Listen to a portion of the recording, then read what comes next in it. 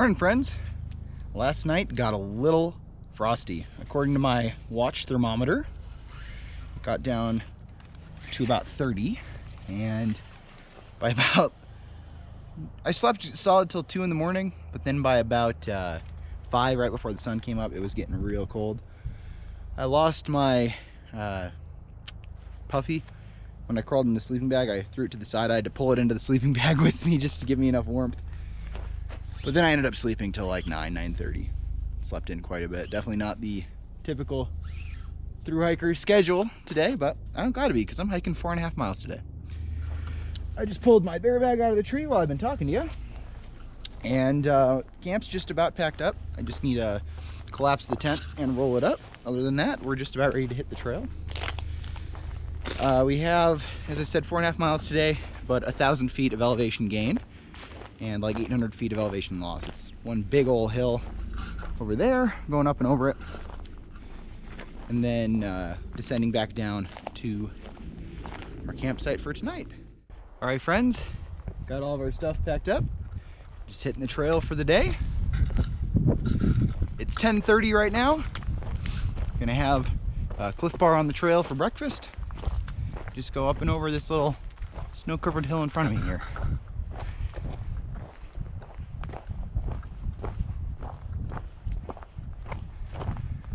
You can see this spot is where the fire did hit then. It's weird how they just have these little patches.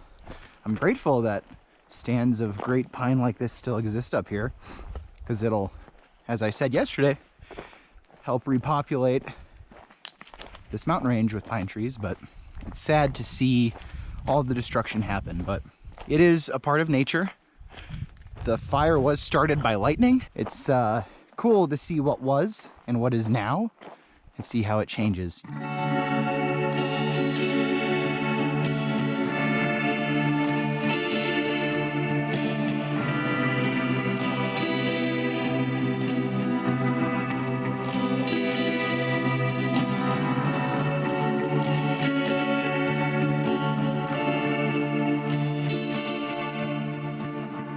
All right, friends, so we just made it to the Rocky Ridge, which is the high point for our hike today. Haven't taken my time coming up. I also grabbed a little bit of cell signal on the hike up here on the Verizon network, for those of you who are curious. Out here, it seems like the big high points, you can get some cell signal, but this is the Rocky Ridge, as it's called on Guthook, and there's enough room for a couple of tents. As you can see, one's over there. That one's been there since May last year, though, and I would carry it out if I had more space in my bag, but I'm pretty maxed out as it is, so I'll have to let the Arizona Trail Association know about that. They probably know about it already, though. But gonna take a quick little snack break, lunch break, continue down the other side of this. Look at this view. The snow on these mountains makes it look totally different than when I passed through in the fall back in 2019. Just crazy. You wouldn't believe that you're, only 20 miles as the crow flies, maybe 30 miles as the crow flies from Phoenix, with pine trees and snow-capped peaks. Arizona really is just such a diverse and amazing place. It's really crazy. So, just to give you guys a little visual as to where we're headed, we have about 2 miles left to hike today. Nice, short, and easy. Look down here, down at the bottom of this valley, right around there. There's kind of a big amount of rock exposed. That's basically down where we're going to be camping this evening. So, gonna get down there, and got a couple of fun ideas planned. Got a notebook, got some cameras. And yeah, it should be a nice chill afternoon just hanging out in the woods. Haven't had an opportunity to do that in quite a while. As I was saying yesterday, it's always been wake up, hike, go to sleep, wake up, hike, go to sleep. Today is a new day. Took a little side trail to Hopi Spring. Here's the spring. We're just about a mile from camp. I just wanted to check it out and do a solid for gut hook. I'll be updating this once I get home from this trip and I get some good cell signal. There's the rocky ridge up over here. That's where we last kind of spoke, was up there. This water looks really good. I'm probably going to fill up one of my smart water bottles from here just as a backup in case when I get to camp there isn't any, but I think that's highly unlikely. One last little thing before we leave. This is water I just pulled out of the spring. It's like just about crystal clear. Some little floaties in it. Probably nothing that'll hurt me too bad. It's probably mainly snow melt. But I'm going to filter it once we get to camp. And I wanted to pull some water from there as well because a lot of people were complaining on Gut Hook saying that it's really murky and will clog your filter. That doesn't seem to be the case now, but maybe later in the season. But it's very cold and it looks really good. Just don't kick up anything from the bottom because there's a little bit of algae. It's all settled out. You'll be fine. All right, let's get to camp. Quite a bit of snow up here. This is, again, another north ridge, but I think this is the most snow I've seen in a single patch. It's all melting down into there, which is draining into the north fork of Dead Man Creek. About a half mile from camp now. Hopefully there isn't a bunch of snow where I want to put my tent. And luckily this snow is a little more melty on top, so it's not quite as slippy. Ooh, what's this? This is either, I think this is coyote right here. Interesting. Good. Yeah, there's some good claws there too. I think it's too small to be a bear though. Kind of see the pads.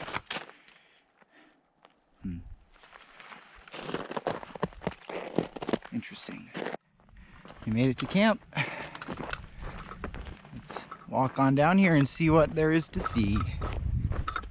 Looked like there was some decent water from what I could see from the trail. So, might be really, really beautiful. Well, it is very, very beautiful, but it might be like extra beautiful. Just filtering up some of the water from Hopi Spring so that I can get some more water when we go down and check out if there's any water in the creek below us here.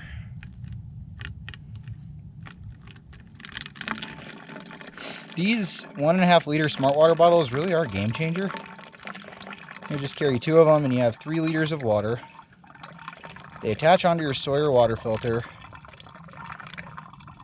Arguably, they're more durable than those little Sawyer water bags. I don't know, it just seems like a big win. And you could even mix drink mix in it. It's not like a Camelback or Osprey water bladder where you need to have like an Nalgene bottle or something with it if you want to mix up some Gatorade mix. Because if you mix Gatorade mix in a Camelback, it makes the Camelback taste like Gatorade mix for the rest of its life. So it's better to use disposables for those sorts of things. Yeah, I just started using the smart water bottle technique my past 2 hikes. It has worked very, very well. Let me tell you, I don't think I'm going back. Because during my whole through hike, I ended up going through 4 or 5 of those Sawyer bags. My first one I actually popped while in the Mazzies. It was my first day. I climbed up into the Mazzies from the Red Hills. You know, about to go on a 50-mile hike across the wilderness. First day, one of my 2 water filter bags pops. Like, oh, you know, you want to limit those risky situations as much as you can in your planning. But when you're going ultralight, it's kind of hard to make the call. What's going to be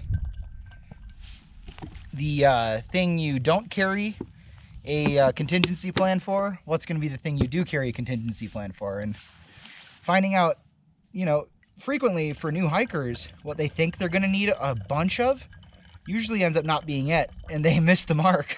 So they carry a bunch of extra weight, and they're not prepared for the situations they get into. So it helps having a little bit of backpacking experience before you go on a really long-term backpacking trip. Because, like, I had been backpacking for, oh, Lord. My first backpacking trip was going into the Grand Canyon when I was 10 years old. and I did the Arizona Trail. I had my 23rd birthday while I was doing the Arizona Trail. So, and even over those, 13 years of backpacking experience, I still learned so much going on a long distance through hike. It's just those little things where you think you'll need it when you don't, and things you don't think you'll need and you do need. You just dial it in a little more accurately the more nights you have out in the backcountry. And you get less paranoid and jumpy. I remember the possible COVID contagion on the trail video. If you want to check it out, you can see it up there. Where we thought my brother got COVID. Probably not, though. He got really, really sick on trail, though, and we had to take our time coming out. But during that hike, both my brother and his good friend that we had hiking, they hadn't been backpacking in like 5 years. So when we started seeing glowing eyes in the trees, where they were just cute little miner cats, or ringtail cats, they thought it was, and myself included, we all thought it was like some creature that was going to kill us. And for the rest of the night, they were all paranoid, and I'm like, it was like a raccoon. I'm going to sleep just fine. That was a fun trip, though. That was also in the Mazzies, down at Deer Creek. That's fun. Anyway, so this is my clean bottle. I've been kind of delineating between the two until I need to switch them out a little bit. So this is clean, leaving that here. This is the dirty. We're gonna bring this with to fill up down at the creek. Let's go. All right, friends. Doesn't look like it's running too much, but here are some little pools. And this last pool goes over a pretty big edge, and under circumstances, like if I were here a week or two ago, it probably would have flown more, but there's a waterfall over there. There's a waterfall right here. It's really pretty. All right, friends, we're going on a little bit of an adventure now. Got camp all set up. Got my food bag all hung. I'm kind of doing a bushwhack here. So I couldn't see any good trails on my GPS app, but I have GPS on my phone, so if I get lost, I know my general direction I need to head. So I'm not stressing about that too much. I'm really excited to see this, though, because I've heard some amazing things. So I'm great I had a short hiking day today so that I could explore this area a little bit, like I was talking about before. Ooh. It's a little thick in here, though. We're going to get a little bit closer. Let's see if we can catch a view.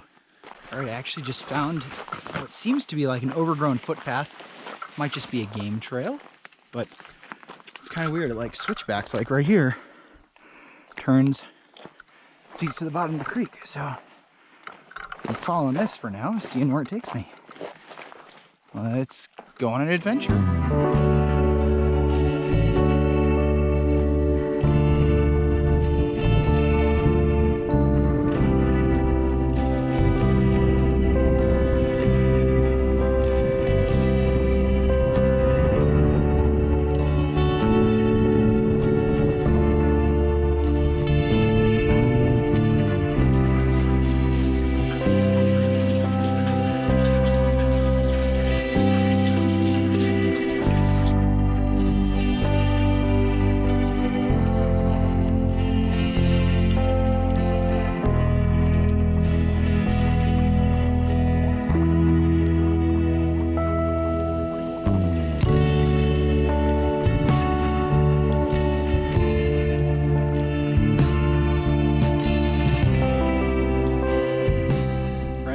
Waterfalls. There's one of them.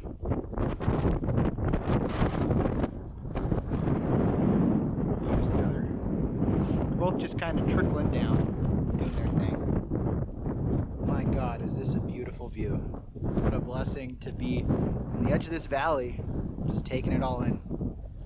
It's times like these that you realize, you know, life is really freaking beautiful. Hello, friends. Heading back out to the waterfall now. Walked back to camp.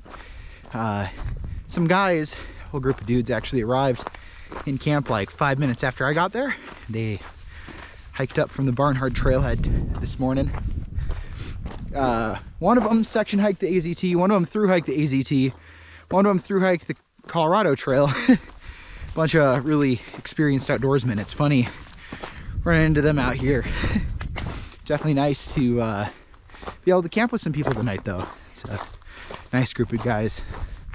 They actually showed me an easier way to get down to the waterfall. And basically the Arizona Trail gets within 1/10 of a mile of those falls. I had no clue they were even there during my through hike though. Really crazy. I bet they weren't flowing in the fall, but it's just funny to think that such a beautiful area was so close and I had no clue. So we're heading down to the waterfall for sunset, capture the sunset a little bit. Might snack a little bit down there, maybe cook dinner, get some more water, that sort of thing. So gonna be taking off doing that. Talk to you guys when we get down there.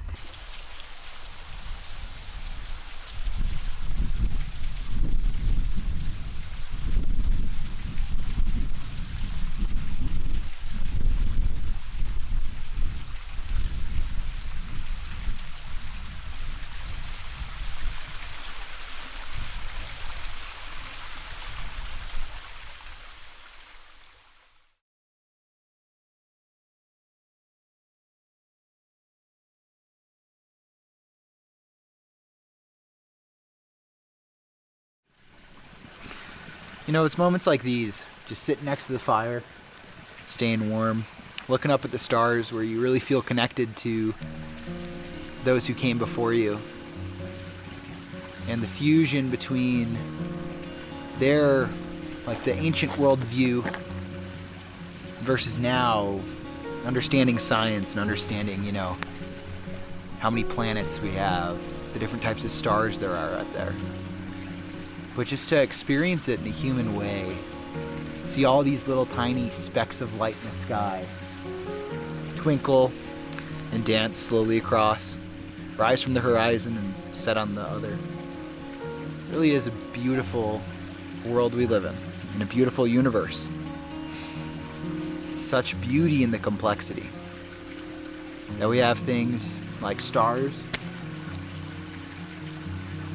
and nature and all the wonderful plants and animals that make our environment what it is, you know?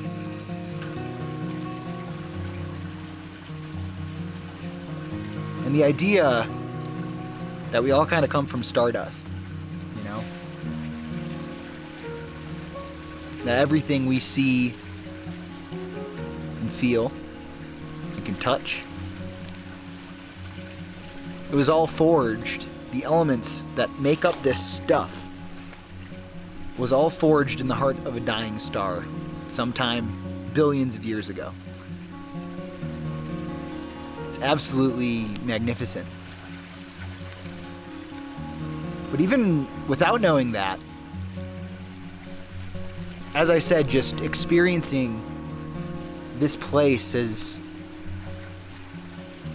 a primordial man would, there's something very grounding and very home about this and about watching the stars and seeing constellations like Orion and finding Betelgeuse in the corner and finding the planet Mars and understanding each of these little places are a little speck of dust orbiting in our galaxy, whole other worlds that I'll never experience. But in a certain way, knowing that makes it all the more special and adds all the more beauty to it. Just about to pack up, put out this campfire, head back to camp. All right, let's get to it.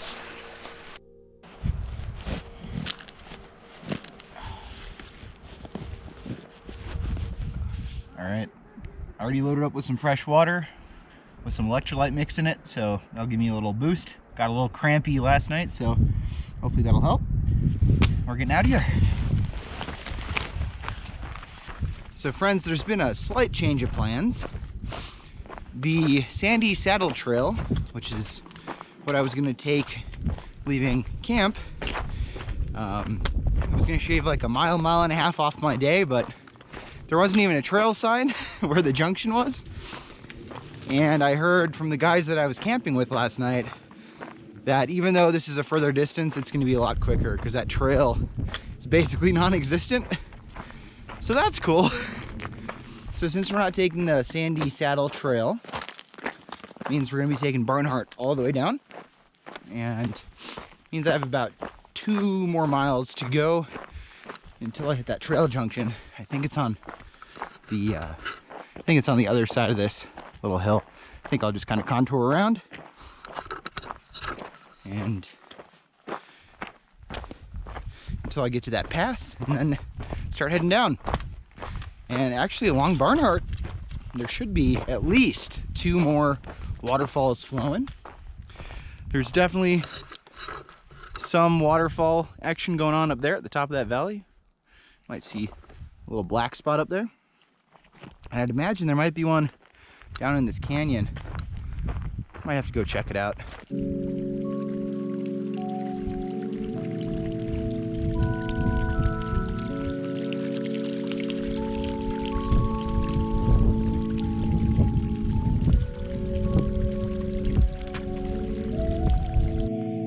Friends, we made it to the Barnhardt Trail. So as the divide continues this way, we're going this way to get down this canyon.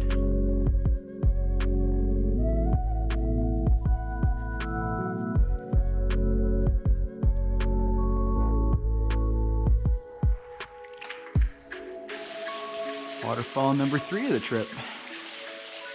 This is Big Kahuna Falls.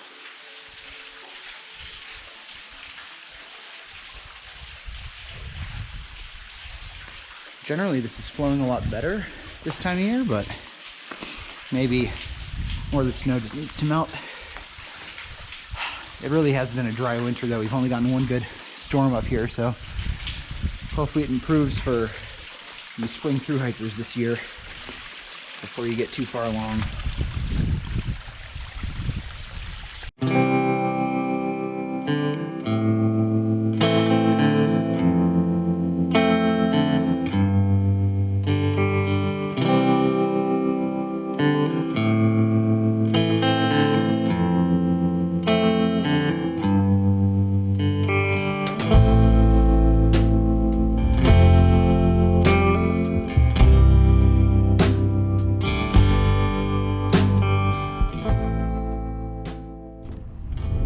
Mazzies are just gorgeous as can be today, minus the wind.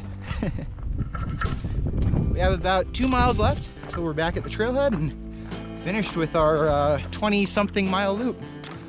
With our little bit of adventuring yesterday, we actually ended up doing a little bit more mileage than I anticipated, but that's okay.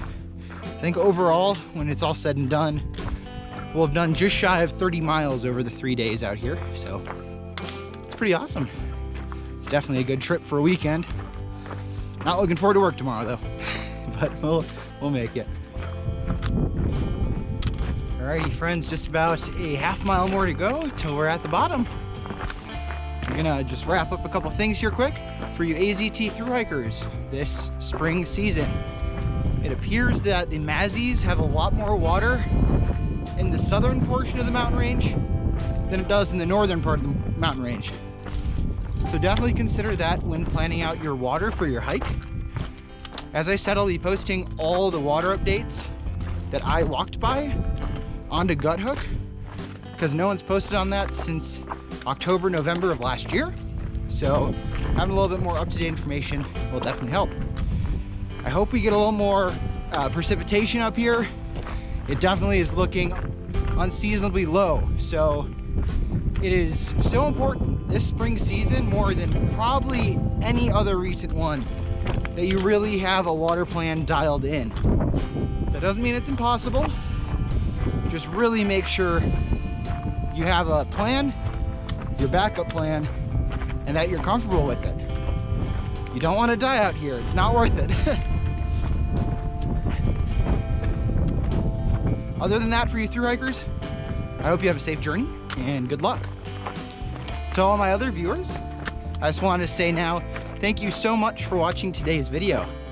If you enjoyed it, please hit that thumbs up button, as it'll tell the YouTube algorithm that you appreciate my work, and it'll show my videos to some more people, and that'll help us grow our community.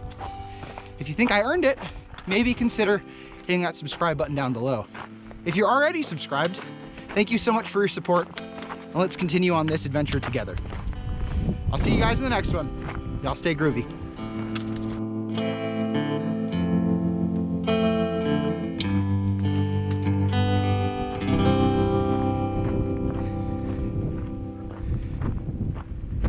Looks like my ride's here, sweet.